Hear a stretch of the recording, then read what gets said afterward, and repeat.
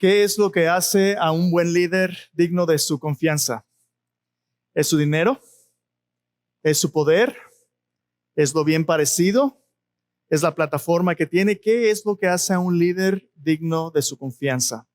En el mundo tenemos muchas voces que están clamando para que cada uno de nosotros le sigamos, y estamos exactamente en los Estados Unidos en las elecciones de medio término, y hay un montón de opciones por las cuales usted, si tiene el derecho y el privilegio de votar, usted puede ahora elegir a aquellos que le van a dirigir, los líderes y dirigentes en esta nación.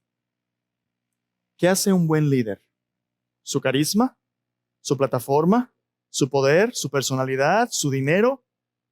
A lo mejor usted es una persona que aprecia la contribución de muchos, pero es difícil a veces saber qué dirección tomar cuando vivimos en un mundo tan polarizado. Y las cosas cada vez se vuelven más drásticas, ¿no? La gente le pregunta, oye, ¿tú por quién vas a votar? ¿Eres de este partido o de este partido? Y si usted dice, inmediatamente usted se gana la mitad del país como su enemigo, ¿verdad? No solamente eso. Los artistas que te gustan, la clase de música, cada vez vivimos en una cultura más y más polarizada, pero montón de opciones que te dicen, para allá va. La corriente va para allá y más vale que tú te alinees con la corriente, porque si no, hay un problema. Leí una historia el otro día de una muchacha que estaba haciendo una solicitud para entrar a la universidad y estaba llenando el cuestionario de la aplicación para inscribirse. Y una de las preguntas en el cuestionario decía, ¿es usted un líder? La muchacha lo ve y ella era introvertida. Dice, ¿sabes qué? No, en buena conciencia yo no puedo decir que soy. Yo le voy a poner no. Manda su paquete y no oye de ellos unas semanas. Dice, pues no me van a aceptar porque todo el mundo está buscando líderes. Pero recibe en su correo la muchacha un paquete y en el paquete había una carta que decía, querido solicitante, un estudio de las aplicaciones y las formas revelan que este año nuestra universidad va a tener 1,452 nuevos líderes. Le estamos aceptando a usted porque pensamos que es imperativo que esos líderes por lo menos tengan un seguidor. Líderes. Todos nosotros, consciente o inconscientemente, aun cuando seamos introvertidos, buscamos no siempre las posiciones de liderazgo, pero buscamos los beneficios del liderazgo. Beneficios tales como los ingresos. ¿A quién no le gusta tener un salario grande? ¿A quién no le gusta tener una oficina donde pueda hacer sus funciones dirigiendo una compañía? ¿A quién no le gusta tener la estabilidad? ¿A quién no le gusta ser bien parecido? ¿A quién no le gusta tener dinero, fama? Bueno, a lo mejor dice, yo no quiero ser famoso, pero a todo el mundo nos gusta que tengamos una buena reputación, ¿verdad? A ninguno nos gusta que nos maldigan, que nos persigan. Buscamos los beneficios que muchas veces las posiciones de prominencia ofrecen, y el mundo nos dice, todo lo que tú deseas, los deseos de la carne, los deseos de los ojos, la vanidad de la vida, yo todo esto lo pongo a tus pies. Si tú lo quieres, simplemente sigue con la corriente. Pero Dios, en el reino de Dios, nos dice, ¿sabes qué? Por ahí no va. De hecho, hemos estado hablando cómo en la primera carta de Tesalonicenses, el apóstol Pablo le dice a esos cristianos jóvenes, les dicen, lo que el mundo les dice, el estilo de vida del mundo no es la voluntad de Dios para ustedes. Y el evangelio, el mensaje de salvación en Cristo Jesús ha llegado a sus vidas con tal poder que ha volteado al mundo de cabeza. Y ¿sabes qué? Dios te dice que quiere que vayas contra la corriente. Ya no es el mundo el que determina dónde vas, ahora es el llamado de Dios. Somos la iglesia de Dios, el Padre, en Cristo Jesús. Somos los llamados fuera del mundo para pertenecer a Cristo. Tenemos un llamado nuevo y tenemos también un nuevo estilo de vida. Un nuevo estilo de vida basado en la vida de la Trinidad misma. Somos elegidos por el Padre, somos reconciliados con Dios por su Jesucristo. Tenemos el gozo del Espíritu Santo. Aunque nos persigan, ya nos hemos convertido de los ídolos al Dios vivo y verdadero. En el capítulo 1 de 1 Tesalonicenses, Pablo nos dice, en esto consiste una verdadera iglesia, una iglesia saludable. Pero ahora Pablo nos va a hablar en el capítulo 2 acerca del liderazgo que se merece nuestra confianza. Y en el reino de Dios, los buenos líderes son buenos seguidores. Buenos seguidores no de sus propios deseos o de sus propias agendas, sino del Señor Jesucristo mismo, quien es nuestro ejemplo de lo que significa realmente dirigir a la manera de Dios.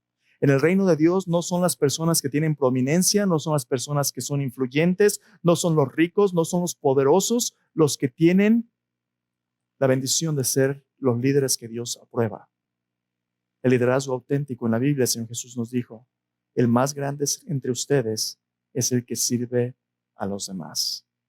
Usted y yo todos los días tomamos decisiones de a quién vamos a seguir y esas decisiones tienen consecuencias. A quién usted sigue y a dónde usted va a determinar a dónde usted llega. Y muchas veces no sabemos ni a dónde vamos ni a quién seguimos. Y el Señor Jesús dijo, y si un ciego guía a otro ciego, ambos caerán en el hoyo. Muchas veces estamos en el hoyo porque hemos seguido agendas, valores y principios que no son los de Dios. Pero Dios quiere decirnos, por aquí es. Ese es el camino que lleva a la vida. Es angosto, es difícil, es exclusivo, porque este camino no es una filosofía y no es una religión. Este camino es una persona y esa persona es Jesús. Jesús dijo, yo soy el camino, la verdad y la vida. Nadie viene al Padre si no es por mí. Jesús dijo, yo soy la puerta. El que por mí entra, va a entrar y salir, va a encontrar pastos. Juan capítulo 10. Jesús es la puerta, el camino y el verdadero líder que Dios quiere que nosotros sigamos. Si tú no sigues a Cristo Jesús, a quien sigas, tarde o temprano, te va a decepcionar. ¿En qué consiste entonces el liderazgo confiable? Vamos a ver el día de hoy, esta es nuestra pregunta. ¿Cuáles son las características de un liderazgo confiable en la iglesia? Si tienes tu Biblia, te voy a invitar a abrirla en 1 Tesalonicenses, capítulo 2, versículo 1 al versículo 16. No hay un área más importante que discernir el liderazgo dentro de la iglesia, porque en la iglesia es donde la lucha por el control y dirección de nuestras vidas muchas veces se lucha. Incluso en las iglesias hay personas que buscan prominencia, hay personas que buscan celebridad, hay personas que buscan influencia, pero lo buscan por malas motivaciones, no por las motivaciones correctas. Y Pablo en el capítulo 2 nos va a dar ciertas características de un liderazgo confiable que tú y yo tenemos que poner atención si no queremos ser llevados en una dirección contraria a la voluntad de Dios. El liderazgo en la iglesia es un liderazgo en la dirección de Dios, pero que por definición va a ser contrario a la corriente de este mundo. Primera de Juan nos dice que todas las cosas que hay en el mundo, los deseos de la carne, los deseos de los ojos, la vanagloria de la vida no provienen del Padre, sino del mundo. Las personas que aman las cosas del mundo, sus deseos pasan, pero el que hace la voluntad de Dios permanece para siempre. ¿En qué consiste este liderazgo confiable en la iglesia? Vamos a ver 3 características el día de hoy. Vamos a ver que el liderazgo confiable en la iglesia está comprometido con 3 principios que no se enfocan tanto en nuestros logros personales, sino en la calidad de nuestras relaciones en la familia de Dios. Mira, acompáñame. 1 Tesalonicenses capítulo 2, versículo del 1 al 7. Vamos a ver la primera característica, que es esta. El liderazgo confiable en la iglesia está comprometido con un carácter íntegro, valiente y humilde como madres. Pablo nos da una ilustración. Mira de nuevo 1 Tesalonicenses 2, del 1 al 8. Vamos a leer hasta el versículo 8. Dice así. Porque vosotros mismos sabéis, hermanos, que nuestra visita a vosotros no resultó vana. Pues habiendo antes padecido y sido ultrajados en Filipos, como sabéis, tuvimos denuedo en nuestro Dios para anunciaros el evangelio de Dios en medio de gran oposición. Porque nuestra exhortación no procedió de error, ni de impureza, ni fue por engaño, sino que según fuimos aprobados por Dios para que se nos confiase el evangelio, así hablamos, no como para agradar a los hombres, sino a Dios, que prueba nuestros corazones. Porque nunca usamos de palabras lisonjeras, como sabéis, ni encubrimos avaricia, Dios es testigo, ni buscamos gloria de los hombres, ni de vosotros, ni de otros, aunque podíamos seros carga como apóstoles de Cristo. Antes fuimos tiernos entre vosotros como la nodriza que cuida con ternura a sus propios hijos. Tan grande es nuestro afecto por vosotros que hubiéramos querido entregaros no solo el evangelio de Dios, sino también nuestras propias vidas, porque habéis llegado a sernos muy queridos. Pablo no había pasado mucho tiempo con esta iglesia de los tesalonicenses, pasó unas semanas, pero en esas semanas el evangelio había llegado y había transformado sus vidas. Y por la persecución que ellos estaban pasando, habían tenido que irse a otra ciudad y habían dejado una pequeña iglesia plantada. Una pequeña iglesia a la que Pablo veía como a un pequeño hijo al que el padre y la madre no podían estar presentes. Y Pablo nos da ilustraciones de cómo es que aquellos que han plantado el evangelio modelan el liderazgo a la manera de Cristo. La primera ilustración que vemos ahí en el versículo 7 dice: antes fuimos tiernos entre vosotros como la nodriza que cuida con ternura a sus propios hijos. ¿Quién es esta nodriza? Una madre que tiene hijos de pecho, una madre que tiene pequeños bebés, niños pequeños. Y dice: nuestra actitud que hemos tenido entre ustedes, y queremos que ponga atención, es la misma actitud que una madre tiene con sus hijos. Yo nunca he sido madre, pero yo he tenido madre y mi esposa es la madre de mis 4 hijos. Déjenme decirle lo siguiente: el ser una madre requiere de la fuerza más grande del mundo, pero de la manera más amable y humilde del mundo.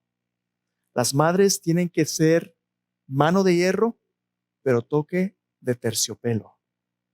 Porque los niños pequeños, desde que nacen con un deseo voraz de satisfacerse a sí mismos. Como seres humanos, nacemos en pecado y desde que nacemos chiquitos somos completamente egoístas. Un niño pequeño lo único que sabe es que necesita comer, necesita quien lo cambie, necesita quien lo proteja y lo cuide, quien lo transporte, necesita todo. Y la madre es la provisión que Dios le ha dado a esta pequeña criaturita para tener todas sus necesidades satisfechas. La madre lo formó en su cuerpo. La madre, cuando nace, su cuerpo está equipado para nutrirlo, para alimentarlo, para protegerlo. La madre establece un vínculo con esta criatura de tal manera que el bebé, desde que nace instintivamente buscando su rostro, reconociendo estas voces que ha oído desde su embarazo. La madre nutre y le da vida a este niño sin buscar su propio beneficio. Deben preguntarle esto: ¿cuántos de aquí son madres? Levante su mano si es madre. Ok, y si usted es padre, levante su mano. Y si no es padre y quiere serlo, no, de ese tiempo, ¿verdad? De ese tiempo. La paternidad y la maternidad son un asunto de bastante responsabilidad y de bastante trabajo, pero de bastante bendición. Aquí tenemos entre nosotros nuestro hermano Marcos, su esposa Anita acaba de tener su bebé esta semana justamente, Pablo, así que otra vez papá, y también su pequeña aquí está, tienen familia nueva, ¿verdad? Tienen miembro de la familia nuevo. Qué bendición, pero cuánto trabajo. Cuánto trabajo, porque este bebé va a requerir comer, y si usted ha sido madre o es madre ahorita, las desveladas, ¿verdad? ¿Cuántas veces despierta un bebé en la noche? A comer, y luego el cólico, ¿verdad? ¡Ay! Yo me acuerdo cuando mi esposa, una de nuestros niños tenía cólicos bastante malos, y en la noche la bebé despertaba llorando y horas abrazándola y meneándola por todos lados hasta que se calmaba, se le quitaba el cólico, se dormía y la ponía. A veces mi esposa la ponía en el portabebé y la ponía a dormir ahí. Se sentaba un rato en la silla y ella todavía estaba haciendo esto, porque después de horas haciéndolo se queda uno como traumado, ¿verdad? Mi esposa, pobrecita, ¿verdad? El sacrificio de sacrificarse por darle de comer a los niños, cuidarlos, todo eso. Pero es algo que le da a uno gloria personal. Debe preguntarle: ¿qué gloria hay en cambiar pañales? Si usted ha cambiado un pañal, ahí hay bastante, pero no es glorioso, ¿verdad? Es un desastre. Y necesitamos que nos cambien los pañales, que nos den de comer. ¿Qué gloria hay en un adulto con sus niños pequeños cuando el niño no quiere comer? Y tiene que darle esas calabacitas molidas, ¿verdad? Pero tiene que aparentar que es bueno porque tienen que comer sus verduras. Se iba el papá, ¿verdad? A ver, abre la boca, el avioncito, y el niño, abre la boca, el avioncito. Tú primero. No, ese es el suyo. Y el papá, ah, bueno. Mi papá y mi hermana era notoria porque no se quería tomar la medicina nunca, siempre era un drama para tomarse la medicina, especialmente los jarabes. Entonces mi papá diario tenía que entrarle primero a la medicina. Pobrecito mi papá, ¿verdad? ¿Quién sabe qué enfermedades tenga ahorita? Porque siempre antes de darle a mi hermana se tenía que echar su sopa, y entonces mi hermana ya se lo echaba. ¿Qué gloria hay en eso, hermanos? ¿Qué gloria hay en buscar lo que una madre busca por sus hijos desinteresadamente? La gloria no está en el beneficio que uno recibe, sino en el gozo de ver a los que uno ama crecer. Cuando usted tiene sus hijos y los ve saludables y los ve que están creciendo, aunque a veces sean groseros, usted puede tener un chamaco que parece changuito a los ojos de todo el mundo, pero usted es el chamaco más lindo del mundo, ¿verdad? Ese es mi niño. Está como la anécdota esta de la mamá cuerva que tenía sus hijos, ¿verdad? La mamá cuerva tenía unos hijitos y viene de repente el zorro ahí en el camino relamiéndose los bigotes y todo. Le dice la madre cuerva, oye, ¿de dónde vienes? No, pues me comía unos. ¿Cómo? ¿No te habrás comido a mis hijos? ¿Quiénes son tus hijos? No, unos polluelos bien bonitos, güeros, así, pero bien lindos. Dicen, no, eran unos bien feos. Me comí unos negros que estaban allá en un nido. Dicen, esos son mis hijos. A veces somos padres cuervos, ¿verdad? Nuestros hijos a veces no son, pero son nuestros hijos. Y porque son nuestros, los amamos con un amor como nadie los ama. Mira lo que Pablo está diciendo aquí. Los que antes eran extraños, Pablo los amaba como una madre que cuida a sus hijos, una madre de pecho. Dice, nosotros queríamos darles no solamente el Evangelio de Dios, sino nuestras propias vidas porque han llegado a sernos muy queridos. El liderazgo confiable en la iglesia es un liderazgo que tiene un carácter íntegro, valiente y humilde, como el amor de un carácter de una madre. Humildad, un carácter que no busca ser servido, sino que ha venido a servir como el Señor Jesús. Jesús dijo, el Hijo del Hombre no vino para ser servido, sino para servir y para dar su vida en rescate por muchos. Cuando usted sirve a alguien más, a alguien que naturalmente a usted no le importaría, una persona que no puede servirse a sí mismo, usted está replicando el carácter de Cristo. Y mire, el objetivo, Pablo lo revela en el versículo 4, el objetivo de un liderazgo confiable, dice el versículo 4, sino que según fuimos aprobados por Dios para que se nos confiase el Evangelio, así hablamos, no para agradar a los hombres, sino a Dios que prueba nuestros corazones. Mire este tipo de liderazgo como una madre que cuida de sus hijos. Es un liderazgo primero que ha sido aprobado por Dios. Aprobado por Dios. ¿Aprobado para qué? Para recibir el Evangelio de Dios. La pregunta es ahora, bueno, ¿qué es el Evangelio? ¿Qué significa la palabra Evangelio? Buenas nuevas, pero nomás buenas nuevas. Ya bajó la gasolina de precio. Son buenas nuevas, ¿no? No, son las buenas nuevas de salvación, pero son las buenas nuevas que esa salvación tiene un mensaje central. ¿Recuerda cuando hablamos de Hechos 17? El mensaje central del Evangelio, de hecho, es un mensaje político. Ay, vas, pastor, ya me vas a decir que ahí vienen las elecciones, que vote por... No. Las políticas del reino de Dios no son las políticas de este mundo. Usted a lo mejor vio en los pasillos, tenemos una pequeña transparencia que dice, las elecciones vienen, vote. De hecho, nuestra iglesia es un sitio donde la gente puede venir a votar. Pero desde el tiempo que Dios me permite estar aquí, en esta iglesia nunca le vamos a decir por quién votar.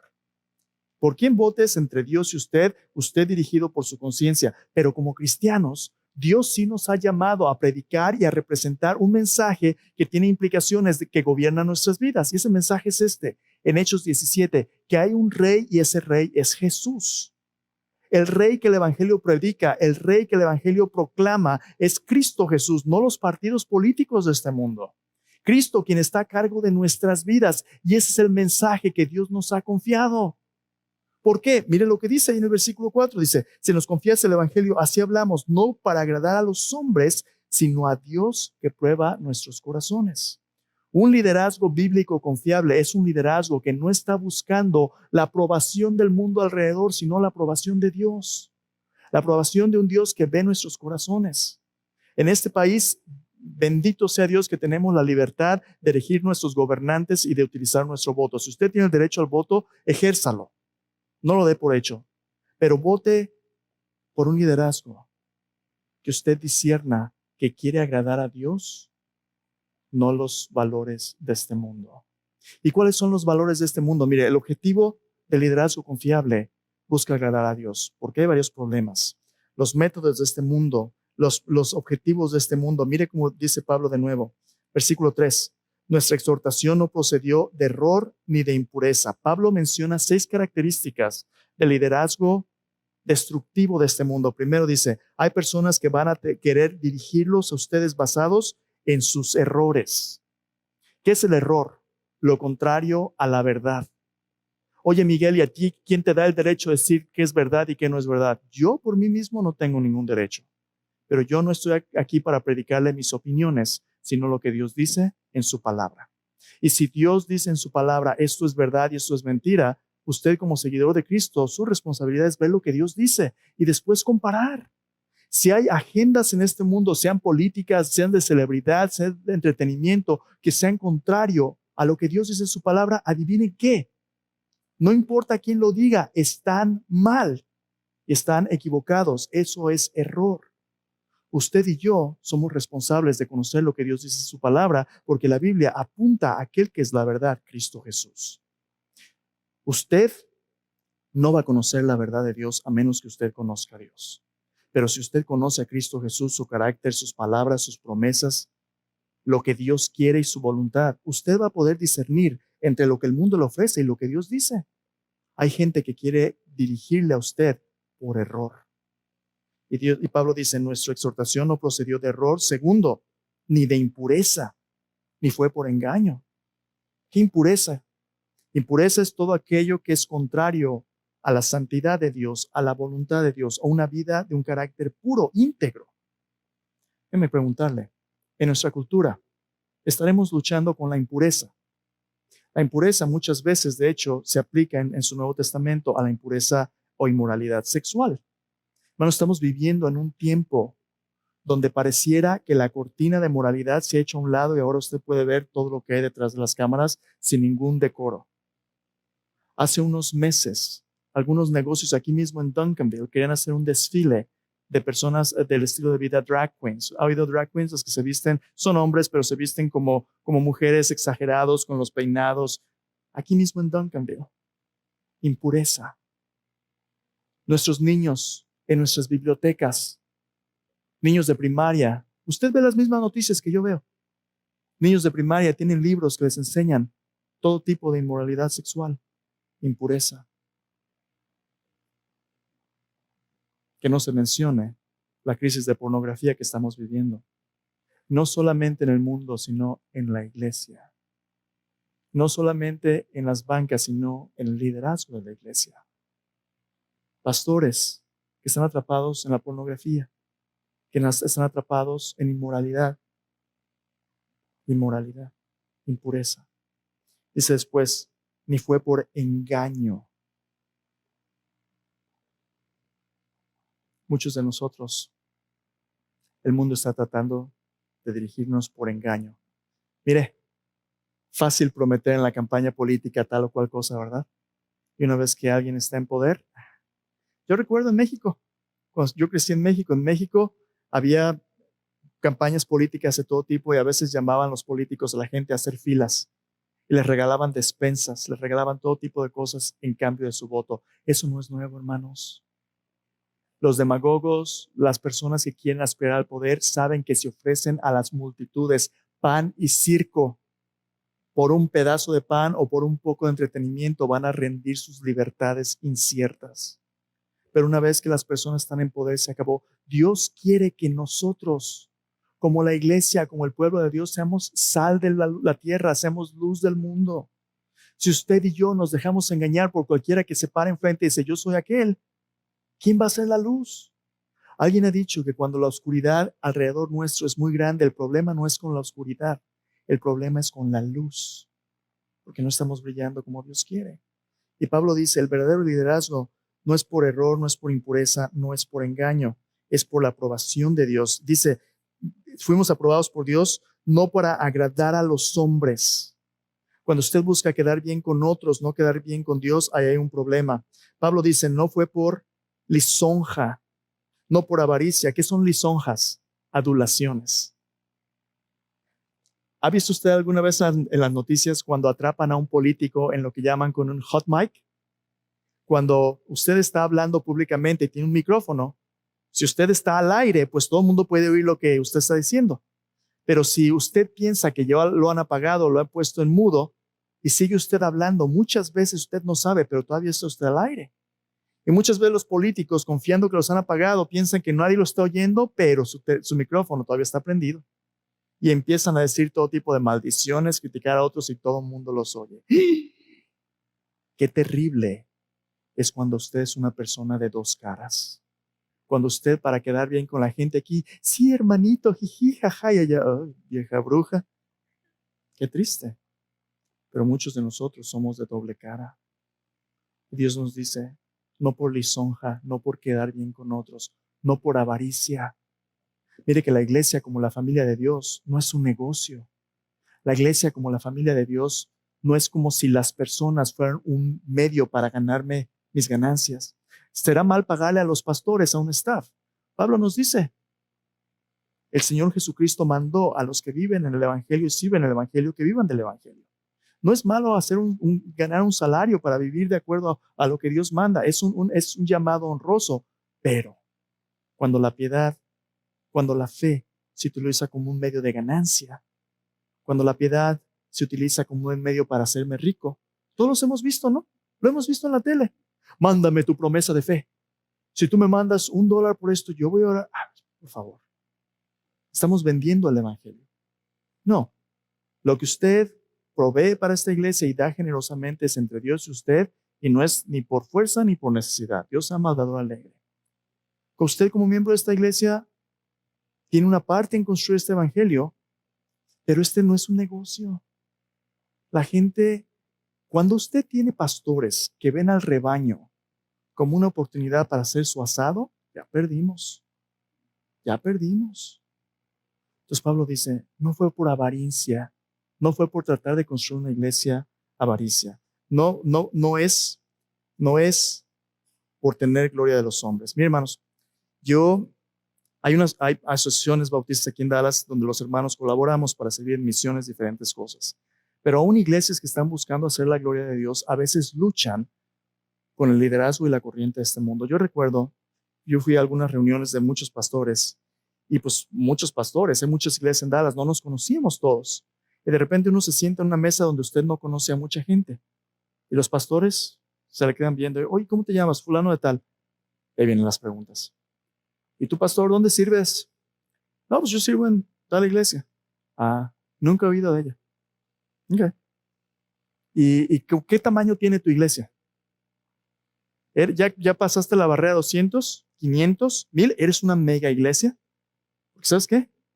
Dependiendo del tamaño de tu iglesia, es el tamaño de pastor que tú eres en el reino de Dios. Y luego, a veces no ayuda en la membresía, ¿verdad? La mega iglesia del pastor celebridad y hacemos nuestros ídolos, hermanos. Hacemos nuestros ídolos cristianos. ¿A dónde vas tú? No, pues yo voy a la iglesia del hermano. Sí, nomás tenemos 20,000 miembros, ¿verdad? Y luego los pastores mandan sus aplicaciones para ser pastores ahí porque así sube uno a la escalera, ¿no? Para hacer su carrera y su fama. ¿Quién va a crear una iglesita latosa de 80, 90 personas? ¿Quién va a ser el pastor de tal? No. Hermanos, la iglesia no le pertenece al pastor, le pertenece al buen pastor, Cristo Jesús.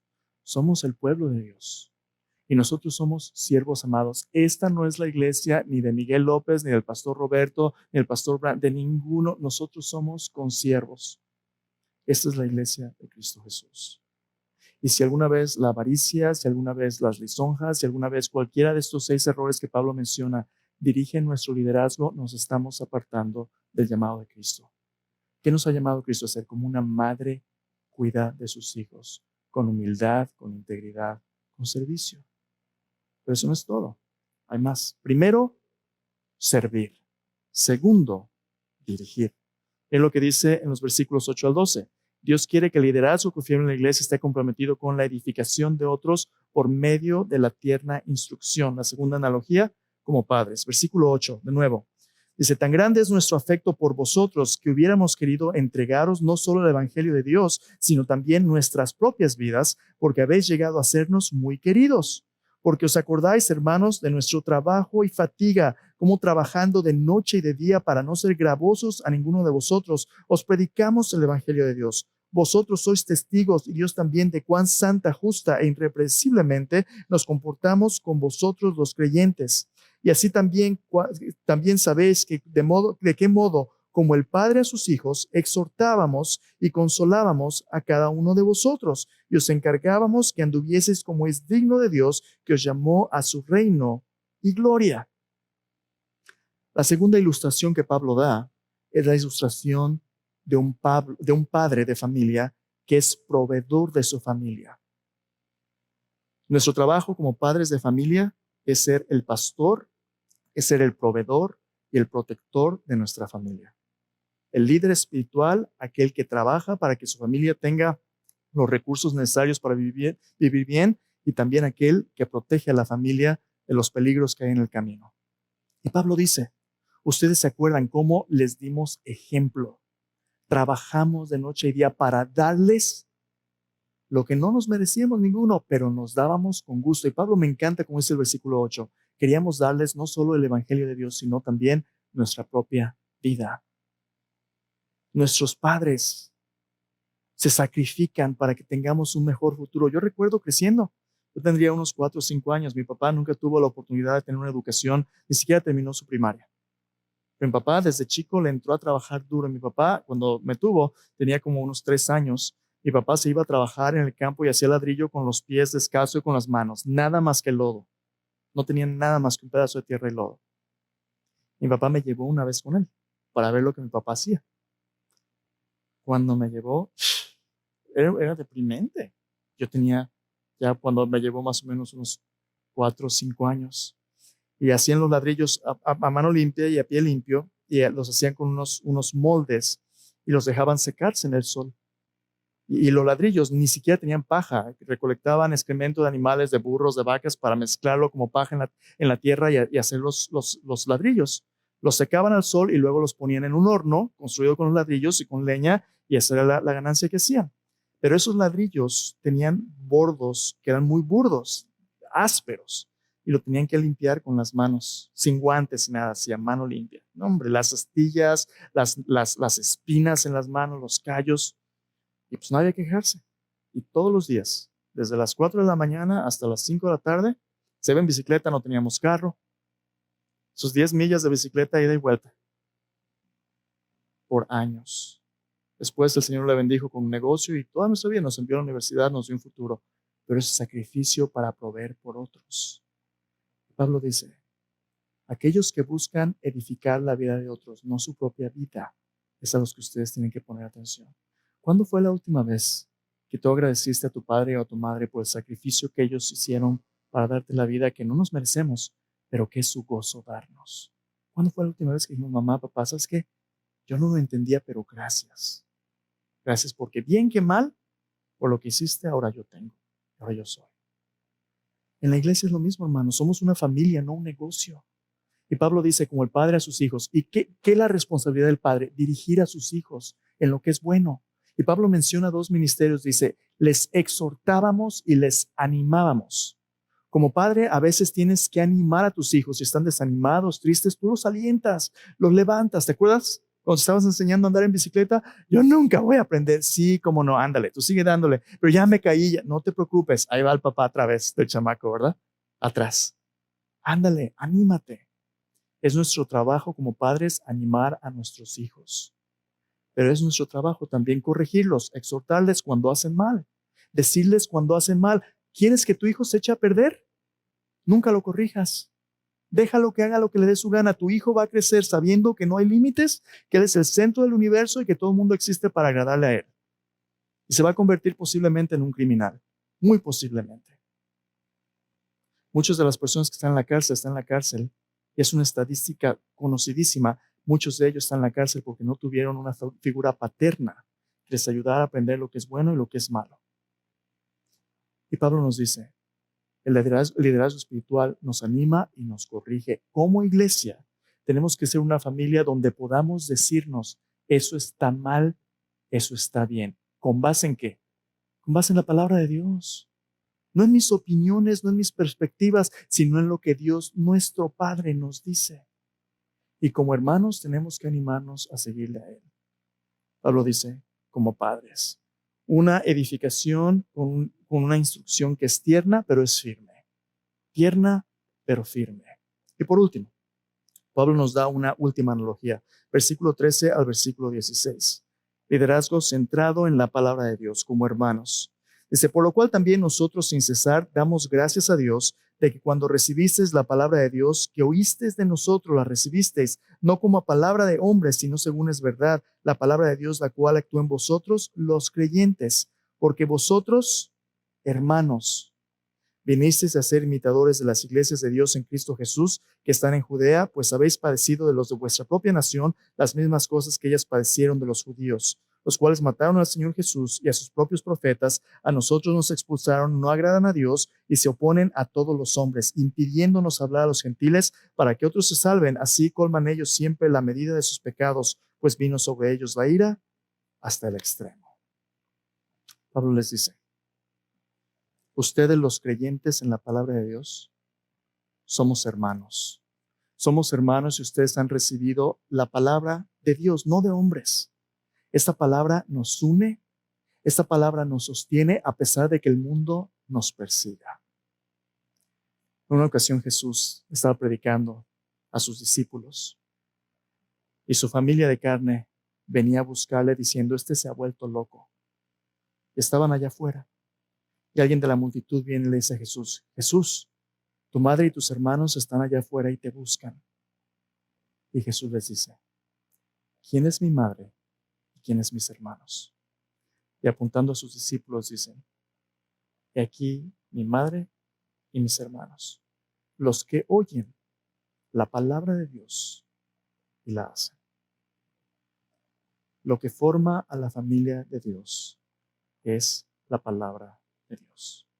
Cuando tú y yo respondemos a Dios con fe y obediencia, nos convertimos en hermanos y hermanas. Y si el mundo se va a burlar de ti, te va a decir, mira, ahí viene el hermanito, ahí viene la hermanita, la aleluya. Tú no te preocupes, porque Dios es tu Padre.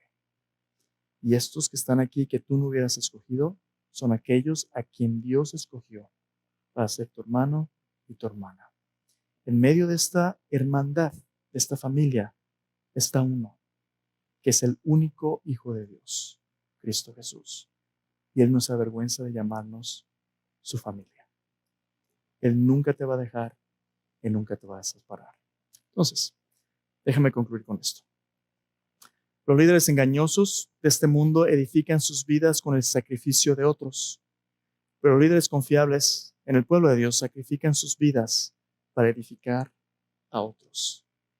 Cuando alguien está dando su vida para servirte, ese alguien está apuntando a aquel que dio su vida por nosotros, Cristo Jesús.